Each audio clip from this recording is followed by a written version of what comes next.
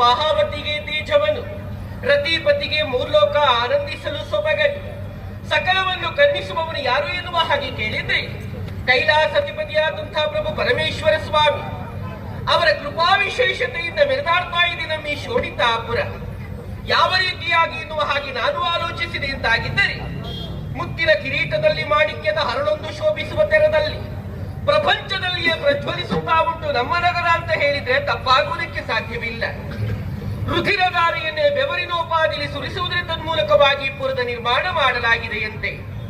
ಹಾಗಿದ್ದರೆ ಇಲ್ಲಿ ಸಾವು ನೋವುಗಳು ಎಷ್ಟು ಸಂಭವಿಸಿದೆ ಎನ್ನುವುದನ್ನ ಮನಗಂಡವಳು ನಾನು.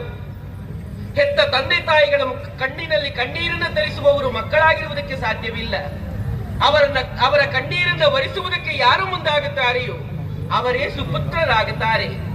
ಆ ಕಾರಣಕ್ಕೆ ಬೇಕಾಗಿ ತಾಯಿಯ ಒಡಲಲ್ಲಿರುವಂತಹ ದುಃಖ ಏನು